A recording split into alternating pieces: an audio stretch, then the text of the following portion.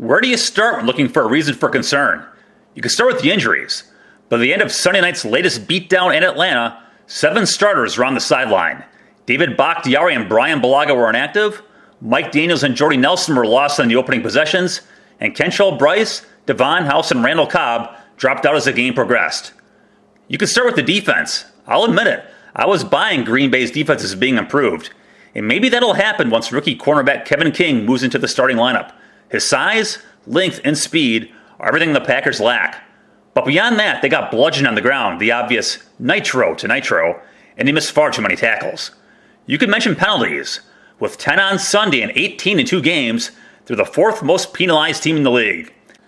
Instead, the reason for concern is the reality. The Packers must somehow make up 2 games in the standings to avoid a return trip to Atlanta in the playoffs. Atlanta has averaged 37 points, and Matt Ryan's passer rating is 128, in beating Green Bay 3 times at home over the last 11 months. Rodgers' post-game comments were revealing, quote, "Obviously, if it comes down to some sort of tiebreaker when we get down to December and January, this one could be a big one, and we might have to come back here.